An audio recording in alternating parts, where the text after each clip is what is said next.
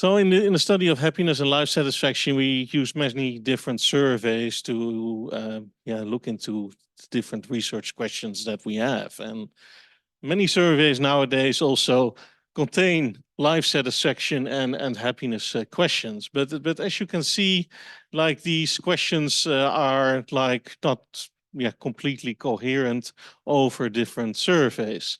And so there are the OECD guidelines if we look at life satisfaction that ask overall how satisfied are you with life as a whole these days, ranging from 0, not at all satisfied, to 10, completely satisfied. But there's also the World Value Survey, all things considered, how satisfied are you with your life as a whole these days? ESS asks a similar question, but instead of as a whole these days, it asks as a whole nowadays. The soup has like a different framing. So how satisfied are you with your life, all things considered? But if we go, for example, to the Latino barometer, it says, generally speaking, would you say that you're satisfied with your life? So you see that wording like can differ across different surveys. And the question is, does this matter? And it might matter in different respects, because like if you look, for example, at question tone, some questions, or at least most questions, are framed in a positive way. So it asks about satisfaction, but you can also have questions that use a more neutral tone, so that ask how satisfied or dissatisfied are you. And you can imagine that there is also the option that you can ask how dissatisfied are you with your life. In addition, there is like the scope that differs. So some questions ask for all things considered, others ask for overall, generally speaking, in general. Then there is the place of scope of the wording at the beginning of the end. There is also the skill label that might matter. It can be numerical, verbal, and there's also the labeling that might differ across different surveys.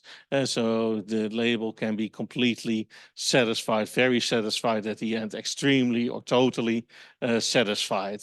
And the question is, to what extent does this drive the responses of the people who fill out these surveys? And if you can think in terms of to what extent does it matter, you can think of like the mean response to the happiness question, but you can also look at the dispersion and you look at the correlates. So if we use these different questions, do you get different correlations with factors that matter for life satisfaction and happiness, amongst others, income, social capital, gender, employment status, etc. So that is like what we try to do in different experiments in this paper. So like this paper consists of 4 experiments, 2 experiments conducted in the Netherlands. This has already been running since 2016. And 1 experiment in Greece and 1 experiment in Japan, also to look whether you would get different answers to this question in different cultural contexts. So we started with this experiment. This is the first experiment that we ran back in 2016, where we asked about the question tone and to what extent that affects happiness outcomes. So with question tone, we vary in terms of whether the question is framed positively, neutral, or negatively. And we're using kind of 1,611 members of a representative Dutch panel. For those who are familiar with the center panel in the Netherlands, we use the center panel to ask these questions to participants. And our design is in between subject design with a random assignment. So like the 1,611 members got one of the 5 questions listed here. So what the standard condition, or the condition that is like you find most in happiness surveys, is the positive condition, taking all things together, how happy would you say you are? But we also have 3 neutral conditions, taking all things together, how happy or unhappy would you say you are? how unhappy or happy would you say you are. The open condition, which is technically also a neutral condition, taking all things together, would you say you are. And then the unhappy condition, taking all things together, how unhappy would you say you are. So participants got randomly assigned to one of these 5 conditions. The response scale for all these conditions was 1 to 7, extremely unhappy, 2 to 7, extremely happy. And for those who have used the European Social Survey and the World Value Survey, this question is based on those survey. We run a randomization check after the experiment. So that randomization check was successful based on 12 variables, amongst others, gender, age, income, household composition.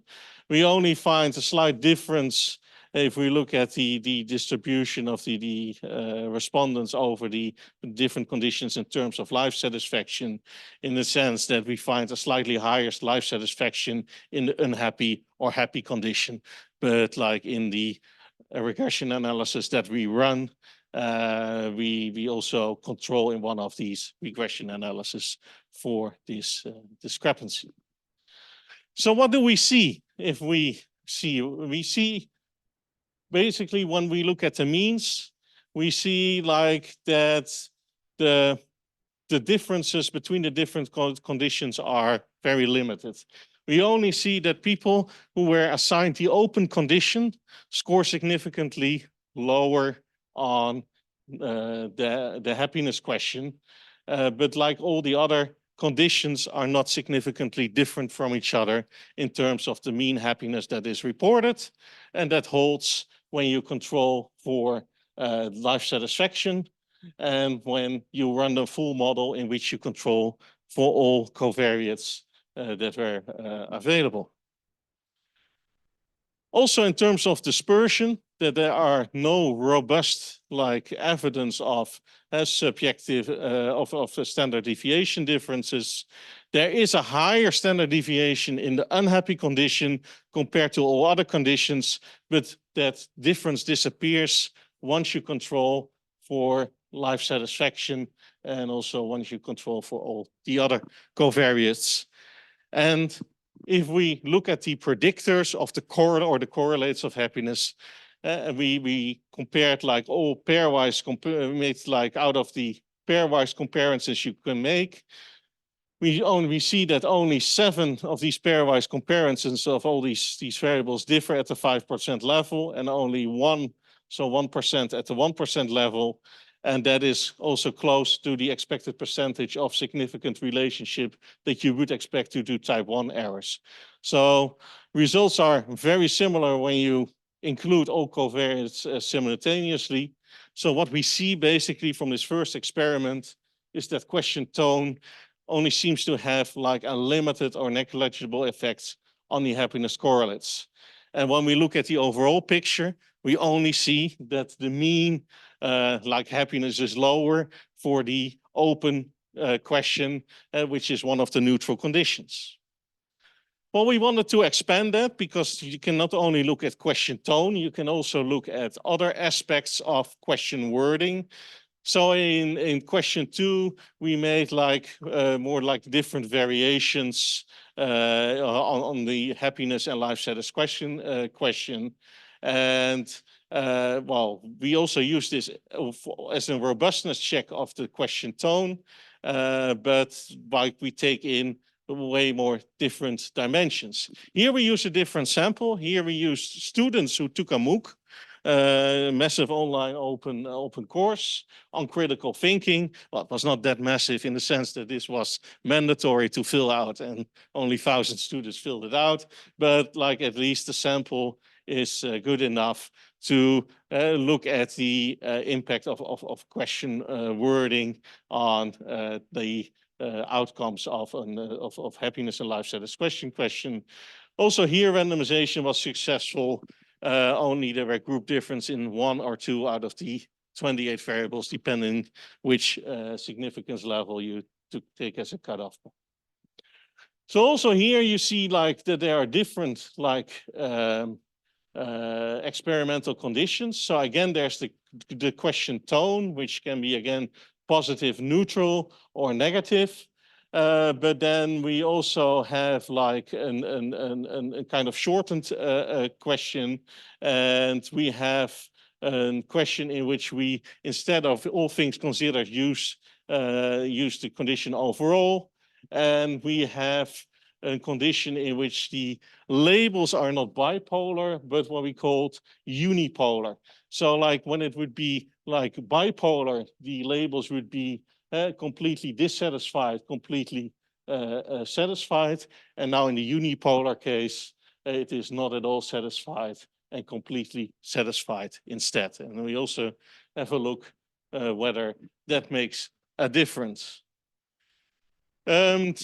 Next to the life satisfaction question and experiment, we also look at the happiness question, where we have very similar conditions to the life satisfaction experiment, except that we also now look at the questions that are generally asked in the Eurobarometer, and where you have a 1 to 4 skill instead of a 1 to 10 skill.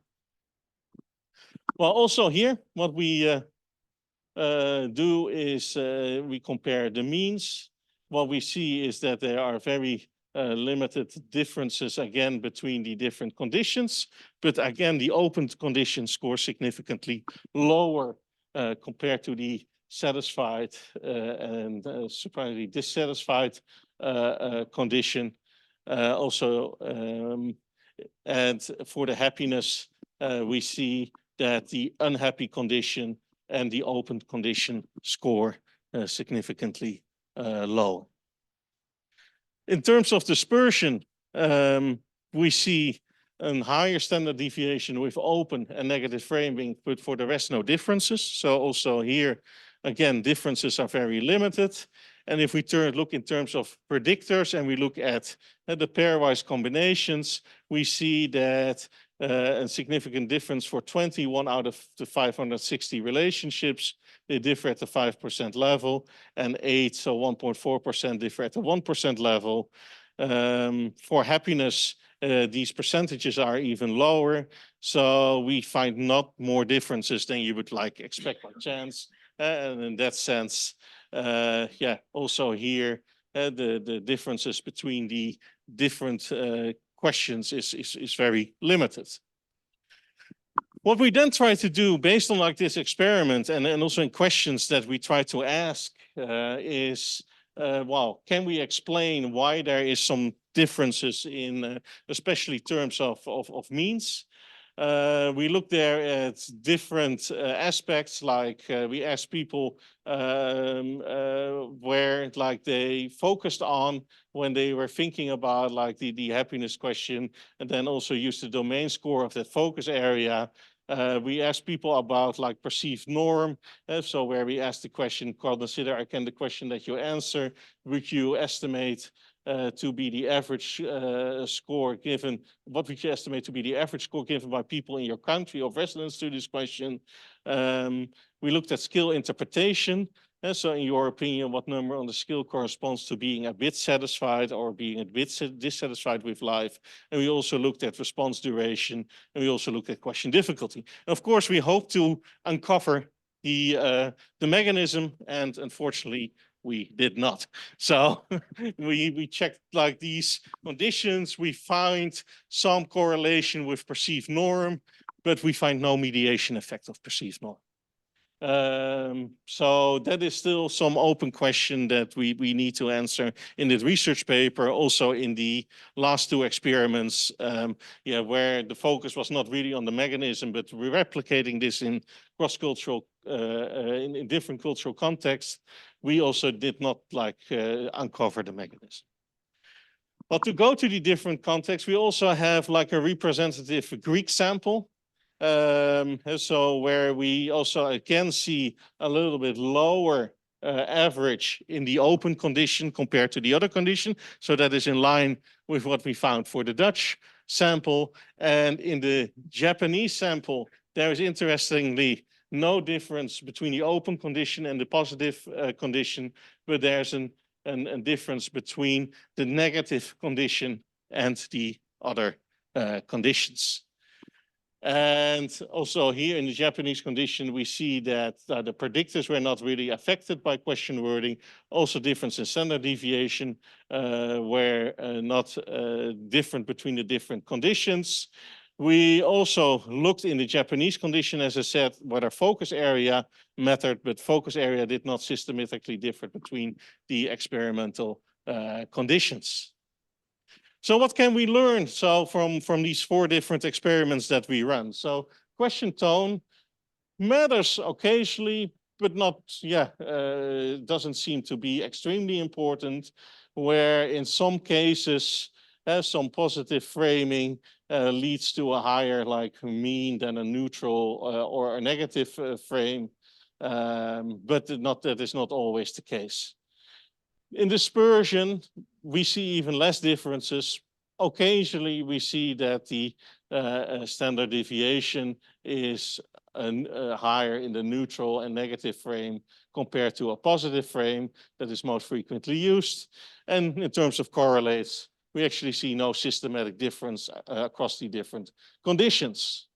What I didn't discuss in detail, but we also looked, of course, at other aspects of the wording, shortening questions. There doesn't seem to be the results don't seem to be sensitive to the shortening the questions. And there's also no sensitivity of exchanging completely for the word totally.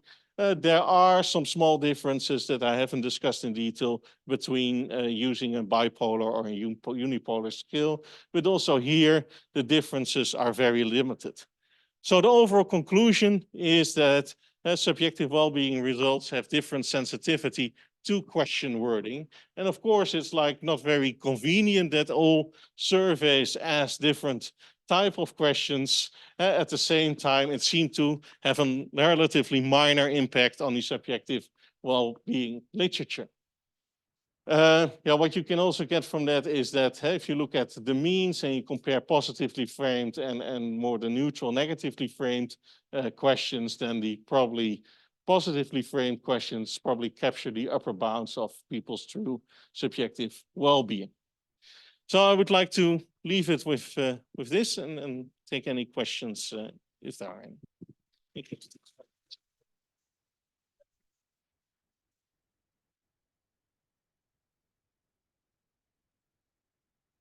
You want to take a few and then shortly? Thank you, Martijn. This is the second time I'm seeing the paper, so I have a comparative advantage. I was just thinking, is any of this experiment, do you have a panel data by any chance in one of them? Because if at least one of them is also panel, if you can see in the future, I would do an additional test, which is which one of these measures is the best predictor of future behavior. We know that happy people are more likely to have kids, or they're more likely to work. So maybe one of them also outperforms the other. I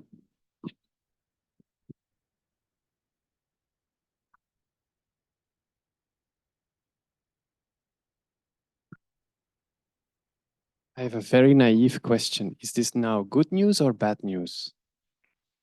Because I imagine that people were just not reading the question and just randomly answering like a monkey. Would you not get the same result? So I'm not sure that this is good news. That's my question. I think you can answer for now. Anyone else? Oh. This would also be the same for Alberto. If you looked at just a threshold, so the share of population reporting above or below, as opposed to a mean, and maybe it works better or worse. Thanks.